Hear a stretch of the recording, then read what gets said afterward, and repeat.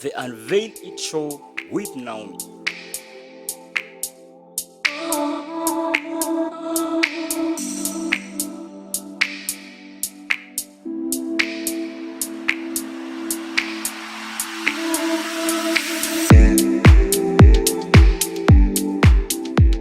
Hello guys, a happy new year to you, all our viewers. Welcome to our today's show, the Unveil It Show with Naomi. Today we have an amazing guest with us. I know she has a very interesting story. I know you will like it. I'm also eager to hear from her. She's an amazing lady, a good friend of mine, a mom, a lecturer, and she's many more. She will tell us more about herself. So without further ado, allow me to let her introduce herself. Karibu Anne. Thank you very much, Naomi. I am honored to be on your show. My name is Anne Kemunto Nyabuti. I am a mother of two daughters, aged 14 and 9. I am an accountant and I teach accounting. I lecture accounting at Taita Taveta University. By the grace of God, I'm also an author. I've authored my first book, Here in the Waiting. And I live in Voi, and I really honor God for the opportunity to be here in this new year. Happy New Year to you too. Thank you. Thank you, Anne. Happy New Year to you. I can see a very interesting book in front of us. Can you tell us something about this book? Here in the Waiting is a book that is a collection of gems that I believe I have mined in my waiting season. People wait for different things. Yeah. I have waited for healing in the past. There are people who wait for children. There are people who wait for different breakthroughs. So this book, Here in the Waiting, is a book about, or a book that encourages us to wait well. To wait well in the tables of life, because eventually the breakthrough will come. Yeah. Waiting. Yes. Waiting. Thank you. So, Anne, Yes. as we wait to hear more of Here in the Waiting, can you tell us more about where were you born, your, where your parents are? Right. I was born in Nandi. Nandi? Yes. Where specifically in Nandi? In Kapsabet Hospital. Wow, that is Yes. My parents were working at that time. Yeah. I was born in Nandi but raised in Kisii. Yeah. So I hail from Nyamira County. Uh-huh. And my mom raised us there with my dad. Unfortunately, my dad died around 10 years ago. Oh. Yeah, but we want to thank God that we were raised in Nyamira. I went to school in partly in Kisii and partly in Kikuyu.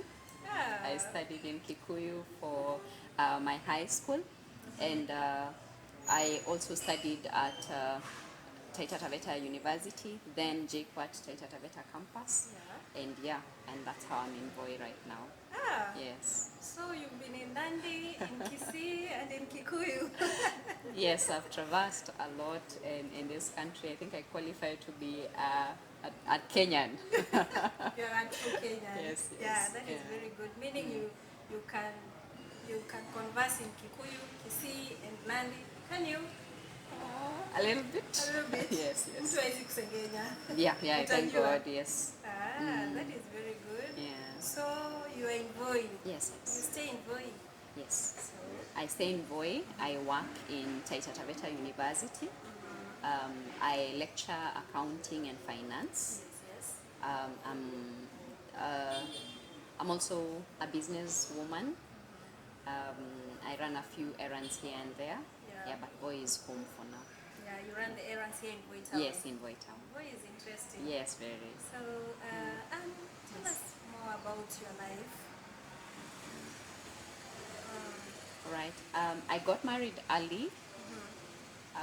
I got married early, and my daughter is 14, so I want to thank God for that. Yeah. Unfortunately, I lost my husband 5.5 years ago.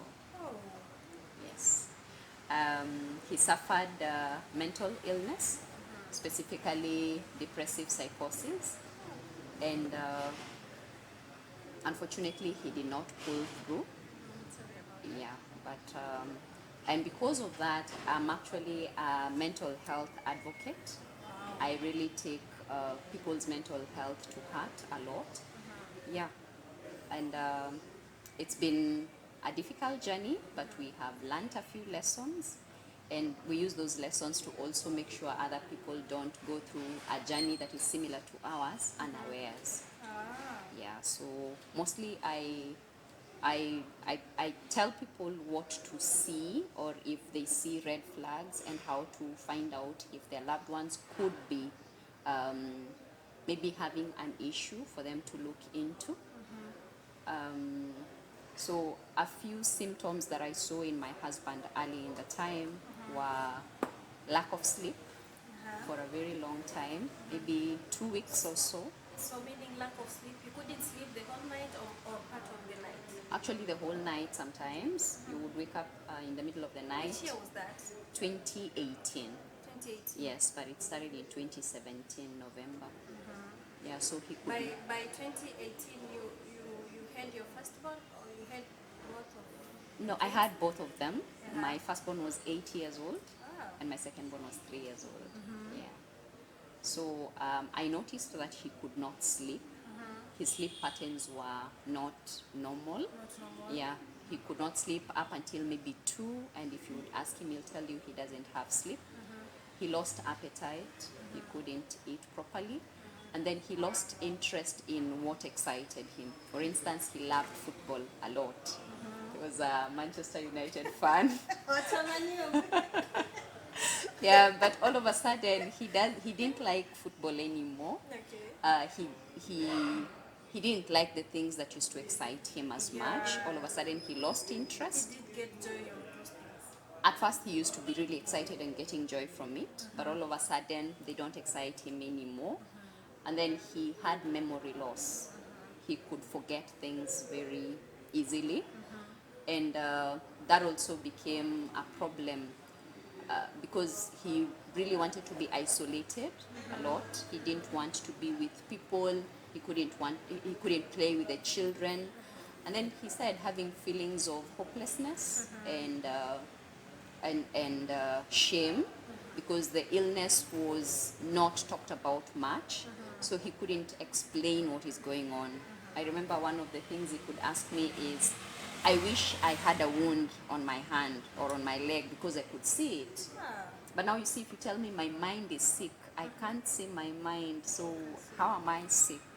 And you're not feeling the sickness, like I'm feeling a headache. You can say, you can feel, you feel you have a headache. When you're having a stomachache, you can feel some pain. Yeah. You can say, I'm having a stomachache. So him, he couldn't say. Yeah, he couldn't pinpoint, my mind is sick, yes, Yeah. but is it my head that is paining? Is it my leg? Is it my hand? It was, the vagueness of the illness was also very difficult, and also losing memory about even himself, where he is at any particular time. Oh. And he could hear voices of people speak, and you couldn't see the people that are speaking to him. Oh, serious? Yeah. So what really pushed me to notice there's something really wrong is when he started having conversations about life would be better if I'm not here. I think I think I'm becoming a burden, or I don't even understand myself. How do I relate with people? How do I even tell people I'm sick? Because to be honest, very many myths go around mental illness. For instance, some people say that someone is bewitched, or someone is demon possessed. Yeah.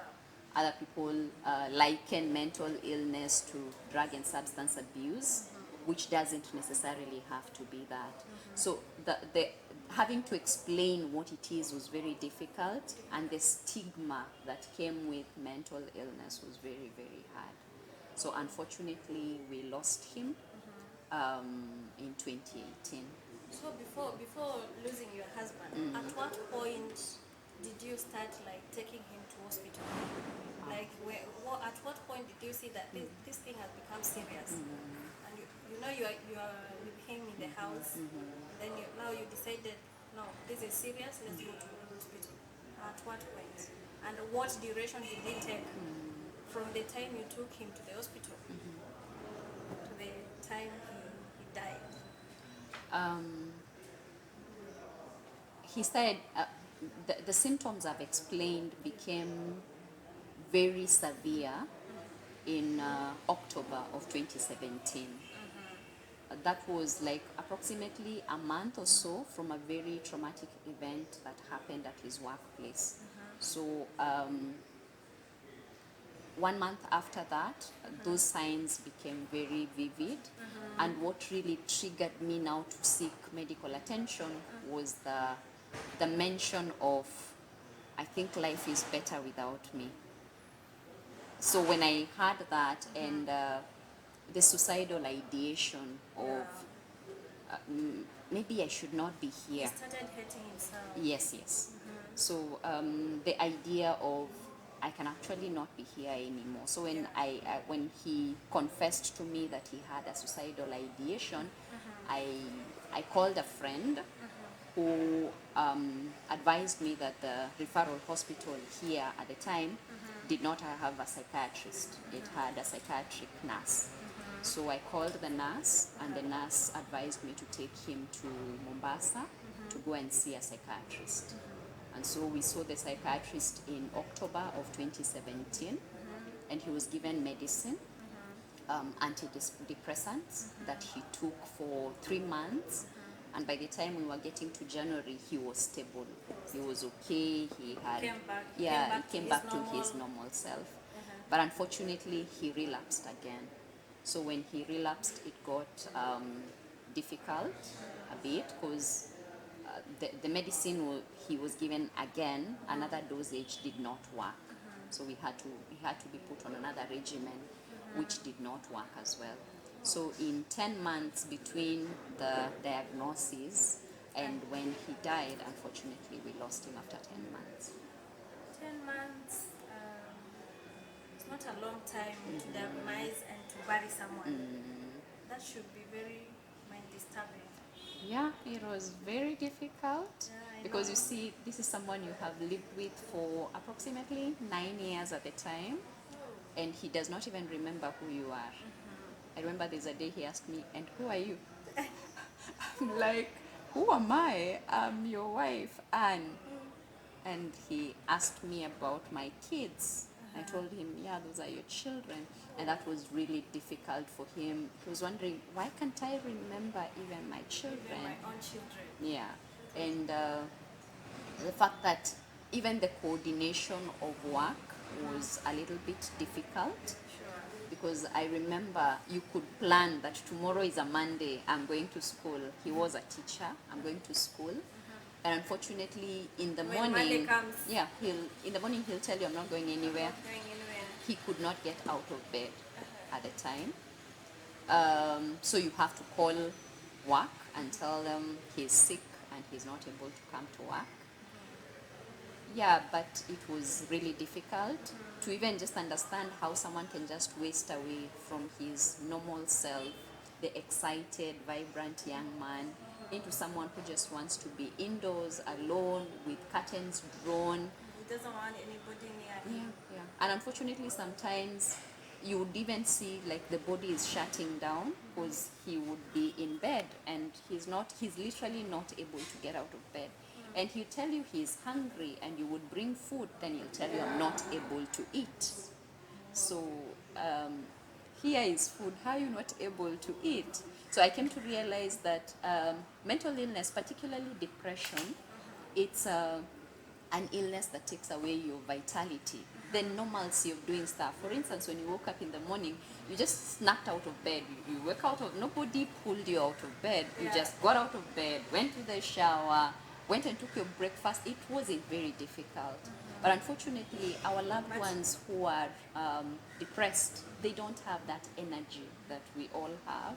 Getting out of bed is a chore. It's a difficulty. Putting just want food. to be Yeah, sorry. sleeping. Yeah, sleeping They even don't want alone, to get out of the bed. alone, isolated. Yeah, it's really difficult. You lose interest of the things that you love to do. And it's really disabling. You, it's kind of a disability, a disabling illness, because the things that you're supposed to do easily, that you have been doing very easily, you're not able to do them anymore. And to make matters worse, you can't even explain why you're not able to do it. But when they're put on medication and they go for therapy. If people are lucky, if the illness is discovered early enough and they go to hospital and they are treated early enough without being shunned by society, without being told, stop taking your medicine, let's pray for you. Prayer is very important. I believe in God, I believe in prayer, but I also believe that the same God empowers doctors to treat us. So we need to pray for these people, but we also have them take Let me ask medicine. you, during this period, before you discovered that my husband is really sick, or my husband has depression, were you did it happen to some point you thought, anajifanya, ama were you annoyed to some point because of the way he was carrying himself, the behavior that he was showing out? To be honest, I was shocked. I was shocked because it was unlike him. He doesn't do that. Did the whole thing turn like all around at once? Because before you notice that he's sick, you might like come like, well, mbona unafanya hivi, unajifanya, or what? Unfortunately, a friend of mine had died a few months before. She was my roommate in high school, and it was published in the papers about how she had died. So I read the article, and on the article, I saw some of the things that I was now seeing in my husband, and so that made me read a lot about it.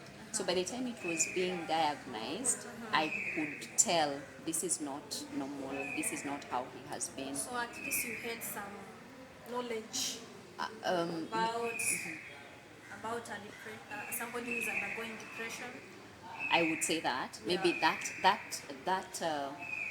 that news article opened my eyes, and I think that's why I talk about this a lot, so that if you're seeing it in your house and you're assuming it's a behavior, it's not a behavior, and you see now the earlier it's detected, the easier it is to heal, and the faster it is, so that we don't lose any other person. So you're right that sometimes loved ones would assume that someone is just having behavioral rebellion and the like. Yes. But now when you read, I really read a lot about it, because I just needed to understand what's going on. So the reading and the exposure seemed to help me understand it a little bit more. Yeah. I believe when your hubby was sick, the kids were not as big as they are now. So did they understand, or what happened? Did it bring what were they doing? Were they asking you questions like, "Mom, kwani baba ni vipi siku hizi?" Because maybe if the father used to play with them, and you've told us that he lost interest in many things, meaning he lost even interest in playing with the kids, staying with them together, to cuddle them, like if they were playing together, he's no longer playing with them. Did they ask you questions like, why baba siku hizi anatuavoid, ama what? Yes, my eldest especially. Kids know these things. I think most of us assume that our kids don't know anything. They can tell. Know. Yeah, they can tell when things are different. So I remember my daughter noticed it, and I asked the doctor. The second doctor I went to told me, your husband is very sick, and he needs all the help he can get. Do you have children? I told him yes. What are their ages? 8 and 3. Please tell them their father is sick. That way they would understand why he sometimes draws himself away, and they can offer him support instead of making it a little bit difficult and weird. Yeah. So when I came back home, I told my daughter, your dad is very sick.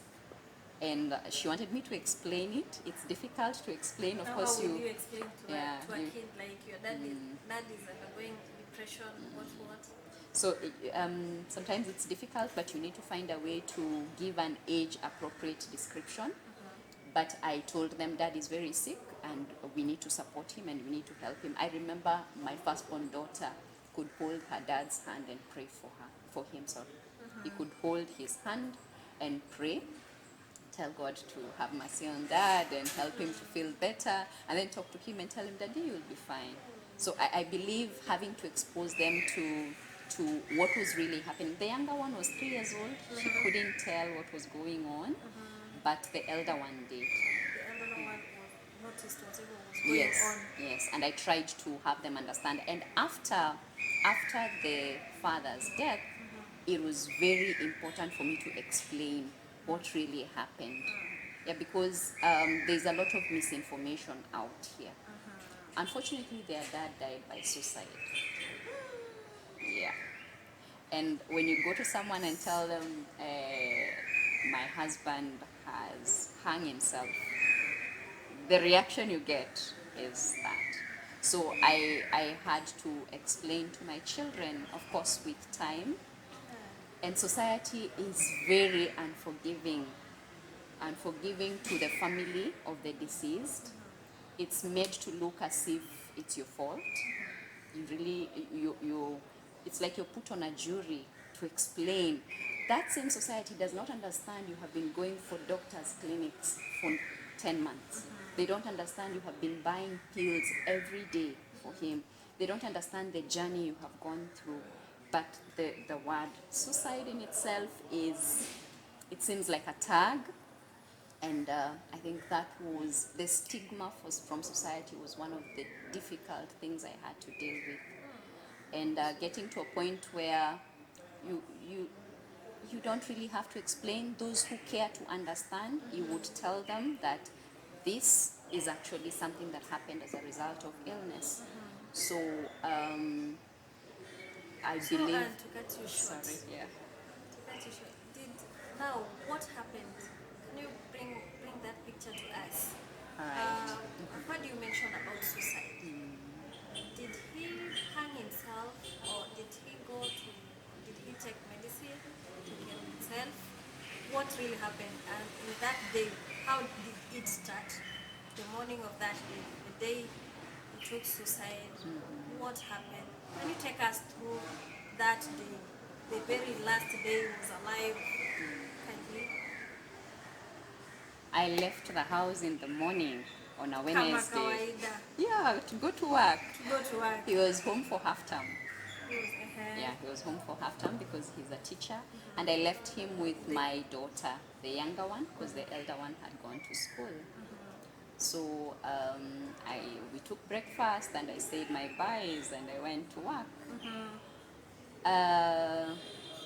He left the house at around noon, and he was taking his driving classes in one of the driving schools around. So my house manager at the time assumed Dad has gone for the driving course. Classes. Yeah, so when it was around 3, she called me and told me Dad hasn't come back for lunch. And you see, he had to take food before he takes his medication. So meaning he has not taken food, he Yeah. has not taken medication. So when I was calling him, he didn't pick the call. So I assumed maybe he's busy, he'll pick his call later. But by evening, he was not picking the calls. I had noticed earlier that when we are in the house and he's called, he would take his phone and turn it upside down. Like he couldn't pick some calls. Whatever I mentioned earlier about vitality and having energy to do simple tasks like picking the call. Yeah. So he would just turn the phone this way and not pick it. So he didn't pick my calls. When I came back from work at 5, I went home. I couldn't find him. I went to the driving school. He had not been seen there. I went to a few friends' places. He hadn't been seen there. So I didn't imagine it was a big deal at the time. So you just say you come back. No, I knew he was sick. And there's a period before when he had left home and not come back. Wait. Yeah. When he used to attend the classes, he used to go by himself. Yes, and yes. then come to the house by Yes, himself. yes, yes. So you didn't assume that he'd come back. Of course, I assumed he'll come back, but you see, he left at noon. It's 5. He has not come back. He's sick. You get, and the Yeah, so driving you school started is being saying he's worried. not there. So I got worried because before on a Sabbath, we were going to, I had traveled, I was going for classes in Nairobi, and he was going to church with the children. So he told them, I'm going for a haircut. I'll find you in church. He didn't get to church. So later in the day, we realized he had just gone and sat at the stadium the whole day, and he did not know where he was. So you could call, he's still not picking. Until in the evening at around 6:37, that's when he picked the call and he said, I don't know where I am. And so he was asked to describe the place where he is, and a friend of mine went and found him at the stadium at one of the corners in the field. And he didn't know where he was, he didn't know what he was doing there, and he had sat there with sunburns on his face. So when this again happened, he's left home and we don't know where he is. Of course, I got worried. So by 6, by 7, by 8, when he's not there, I went to the police. And I told them my husband left the house. He's not come back. And I know he's sick. Is it possible you have spotted someone? And they told me no. And you, of course, you have reported. But of course, someone is not missing until after 24 hours. Yeah, so unfortunately, he You didn't were come just back. concerned. Yeah, Yeah. that was on a Wednesday. He didn't come back on Thursday. Oh. Yeah, so I got very worried and I looked for a search party. His friends, our church members, we tried to locate him where we could. The signal was found in a nearby town around 30 kilometers from Voi. So you see, we don't have business there. We never go that way. So I couldn't understand why Why his he was signal there. was there. Yeah. So unfortunately, we staged a search party there for Thursday, Friday, Saturday, Sunday, Oh. Monday. All those days. Oh my God, it was difficult. It was a harrowing experience for any person who ever looks for a missing I person. can imagine. I was walking with clothes in my friend's car just in case we find him. Maybe he's by the roadside and he's rained on, or you know the way we see people walking on the road and they're not in their right frame of mind. That was my assumption. Maybe he's just You walking find on the him road. walking, just Yeah. going So, nowhere, everywhere, just walking all over. so I assumed I'll find him somewhere on the road and I will give him his clothes. So I went to the news stations to make whatever an announcement. So on Tuesday I received a call from from a nearby town in Maungu, and the person who called me told me a person matching your description has been found in the forest and he is dead. Oh, Yeah, so it was difficult. I had my brother-in-law there with me and my friends, and we went there, and of course it was him. Unfortunately, he had died by postmortem report 5 days before. so all the days that Yeah. you were looking for him, he was already It dead. was already, unfortunately. So, Yeah, so that's how sadly it ended. But it was, I, a traumatic season. I A God, period, a very hard period. it was difficult. You know, you've done all you could in terms of you've gone to the hospital, you've seen consultants, You've tried you've taken medicine, he's gone for therapy twice a week. We were just not lucky. So unfortunately, we lost him. Yeah, and so the journey of grief started. Yeah, so we had waited for healing. Healing did not happen. And so we were thrown into a wait for I don't know what. Yeah, because you don't know what to face the next day. You have to face different surroundings, emotionally, socially. Of course, you're thrown into a very difficult situation. My children are very young. How do you tell them where their dad You is? yourself, you're also young. Yeah, but we want to thank God that we are here to tell the story, however painful. At least we can. I think this is the first time I'm able to tell it without necessarily having to cry. It still hurts. But It it's still hurts a emotional. lot. Yeah. It still hurts a lot. But what do you do? You just What do you accept. do? Unfortunately, I think there's that cycle of grief. I don't know where I am right now, but I believe that we are here, Yeah. and we are here in the waiting. You are here in the waiting. Yes. Now comes the Yes. the, the, the, the title of the book. Here in the waiting. Because you waited for your husband to get healed.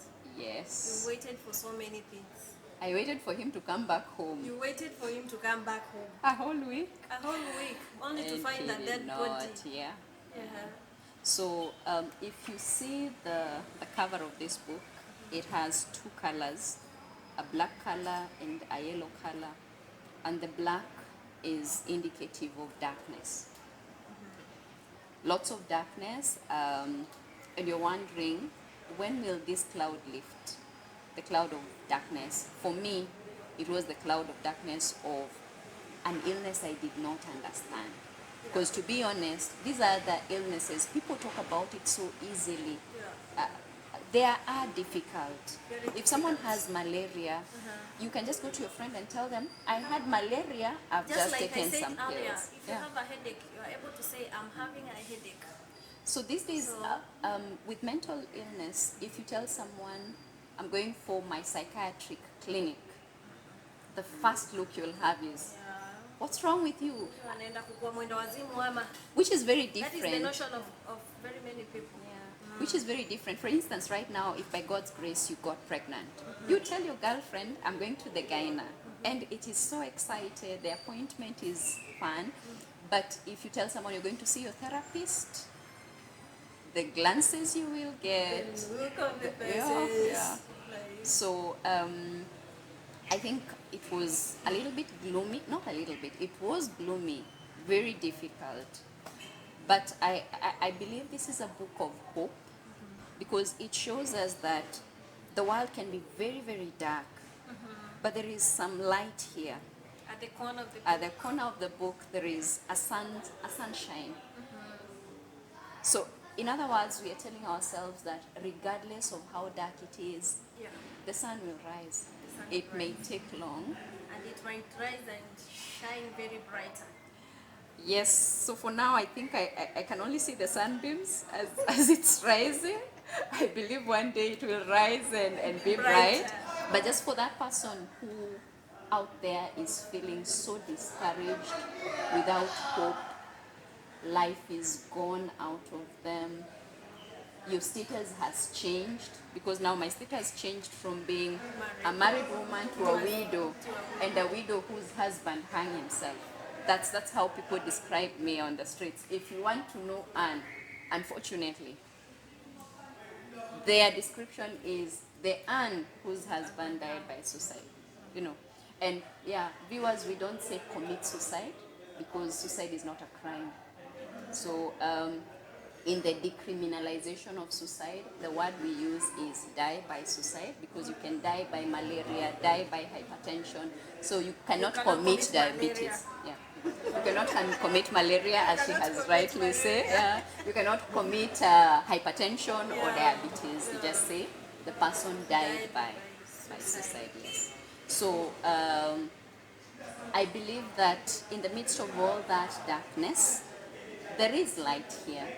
In whatever hopeless situation you are in, it could be hopelessness of waiting. What are you waiting for? Maybe one of you is a waiting womb.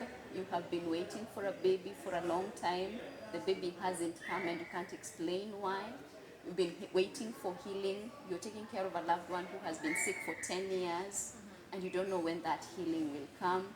You're waiting for a job. Some of us are looking for jobs in an economy that is not promising. The job is not coming and you have the qualification. What are you waiting for? So regardless of your waiting season, I want to assure you that the sun will shine one day.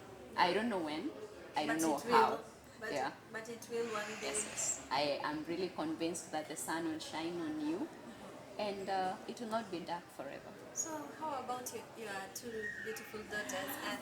And God is so gracious. My daughter was in class, she was in class 2 at the time. right now she's in. She's going to Form 1. Oh, that is the first born. Yes, my Firstborn first daughter. one. My second one was in preschool. She was actually in daycare.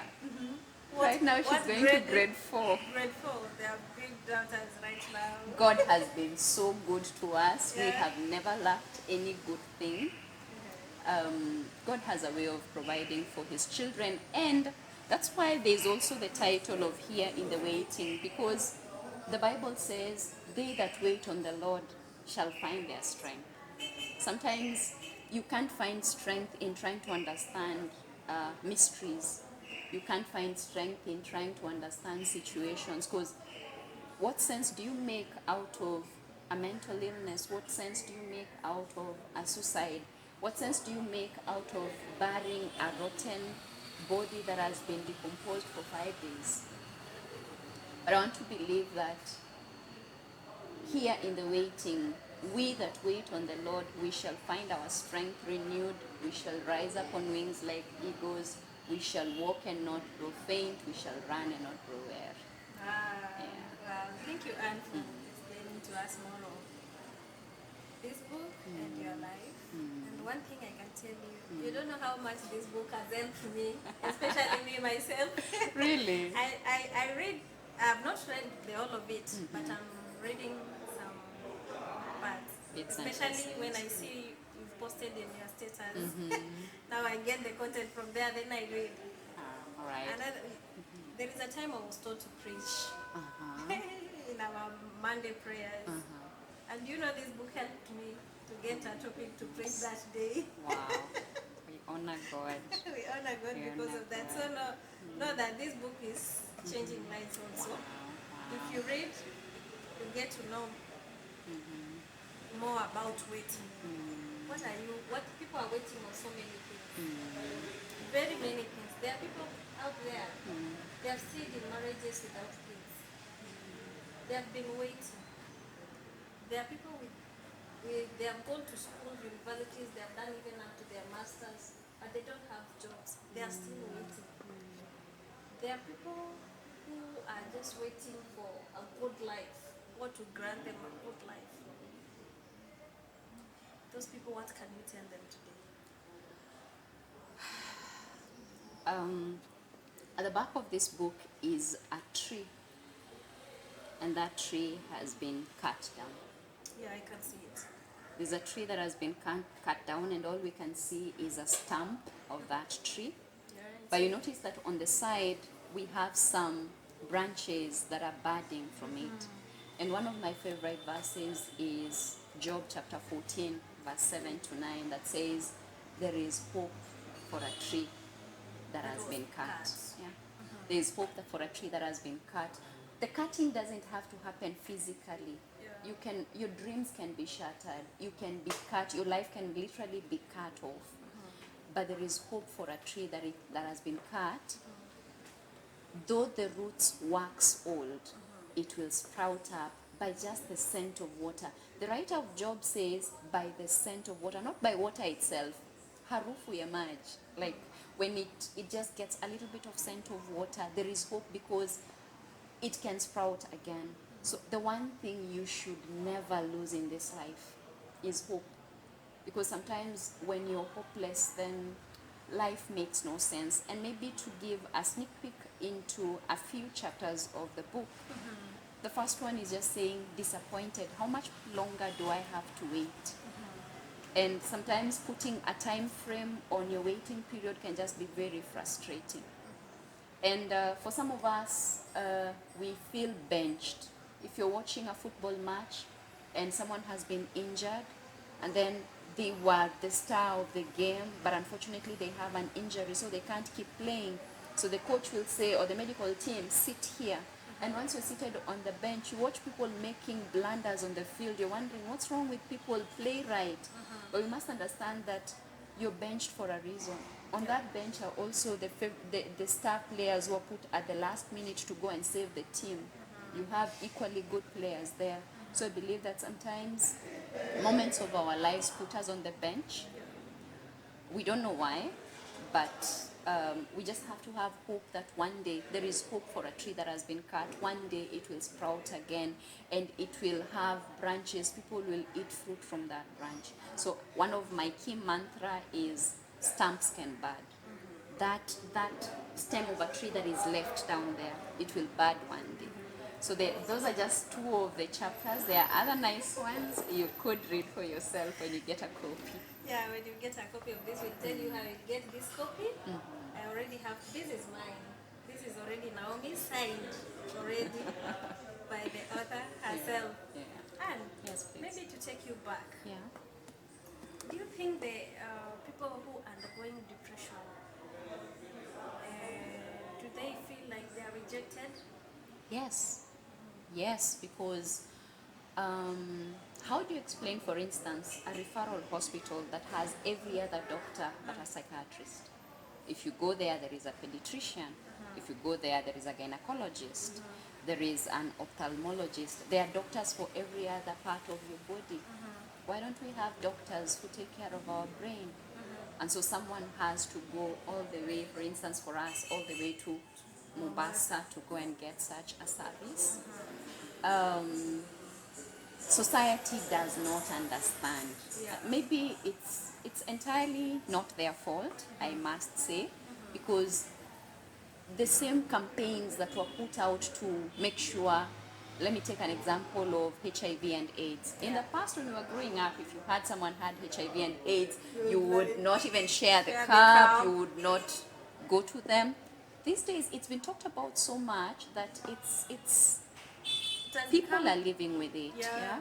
So if we really want people who are suffering from mental illness, depression is just one of the types of mental illnesses. We have other mental illnesses. For instance, I said my husband was hearing voices. That is another type of mental illness. So for him, it was a combination of depression itself, psychosis, where he was exhibiting signs of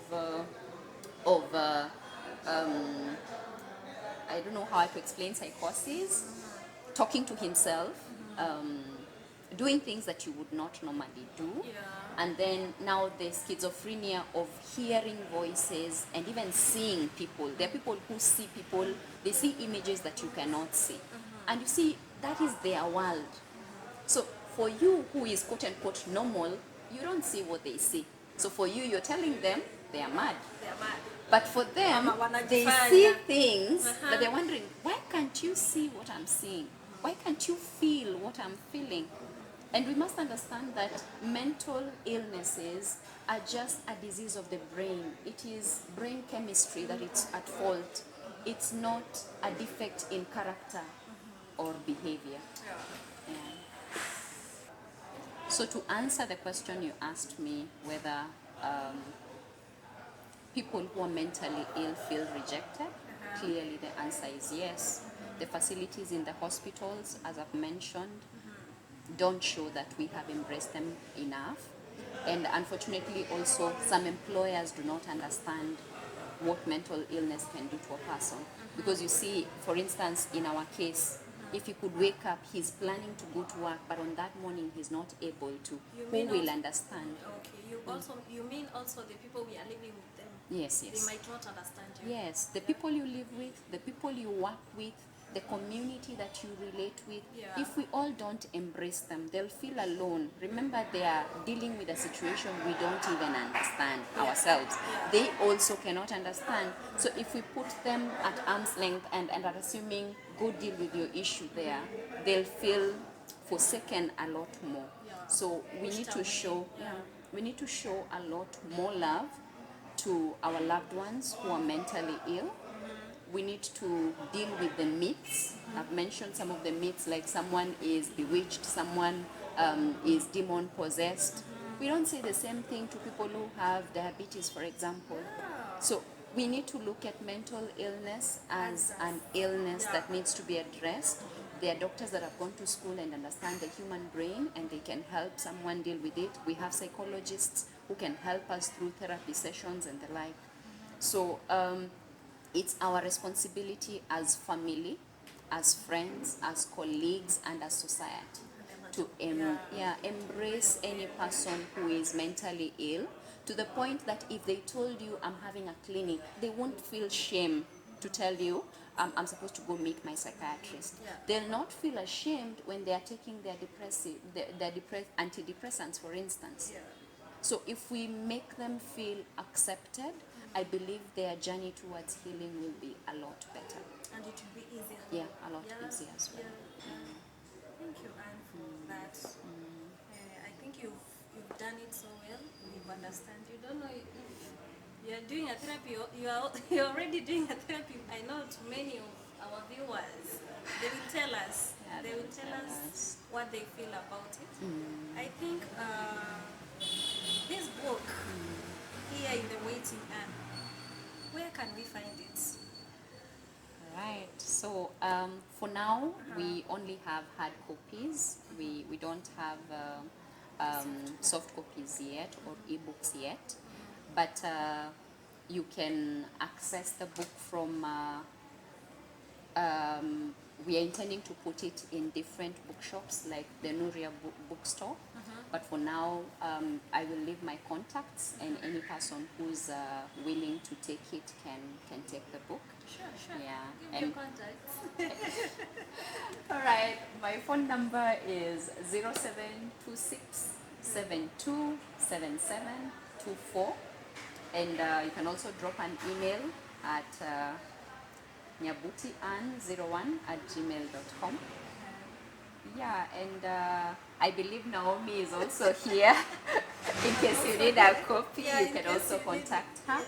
But in case we have it at more designated places, we will let you know. Thank you, Anne. It was great having you in the show. Thank you. And at the back of your book, I see you've written that you are a health and wellness advocate with lived experience. Hey, madam. So, can you tell us more about that so that people will get to understand that? I think that is very important. All right. They say experience is the best teacher. When you go through something, you don't just have textbook knowledge. Unfortunately, it becomes a part of your psyche. Life teaches. Yeah, life teaches you things. So I believe that for those of us who unfortunately we have had a lived experience. For instance, I had a lived experience with post-traumatic stress disorder, and I also had a lived experience with depressive psychosis. Coming out here and talking about it with people makes them understand I'm someone's mother. Yeah. I'm someone's sister. Yeah. Let alone me. My husband was my husband. He was a father to my children. He was someone's son, someone's brother, someone's teacher. So if people with lived experience, either as caregivers or as patients, if more of these people come out here and talk about it, we will not be hiding in shadows when we tell when someone has to say, I think I'm depressed. For instance, I believe that if you have heard about the signs and symptoms we have mentioned, you may know yourself or someone else who could be having that. And for me not to go wrong, those signs that I've mentioned have to have been persistent for more than 2 weeks. So if you have it maybe for a day, it could just be something that is passing. But if you cannot consistently sleep for 2 weeks, if you cannot eat for 2 weeks, if you neglect your body grooming, like you see your friend, they've not taken a shower, the clothes they had yesterday, they still have them today, and that doesn't raise anything to you, then I think we're failing. So I believe that those of us who have a lived experience, either as patients or caregivers, need to be advocates. We need to raise our voice and tell people, you can get sick, you can take meditation, you can heal. And then society needs to embrace even the families of people who have died. by suicide, for instance, because it could happen to anyone. It's not a preserve for specific people. Unfortunately, it happened to us. You never know who else. But we need to embrace each other. We pray God to protect us from these very bad illnesses. And I wish you all the best with the girls. Thank you When very you go much. home, say hi to them. I And will. that was it for today from our show. And Yes. can you say bye to the viewers? Hi, the viewers of Unveil It by Naomi. Thank you so much for your time. I really believe that after this show, you have hope. Please don't give up hope. You can give up everything else, but please believe that here in the waiting, you're just a caterpillar in a cocoon, and one day you will fly as a butterfly. So please just hang in there, and all will be well. Thank you. Thank you very much, Thank Anne. That was nice.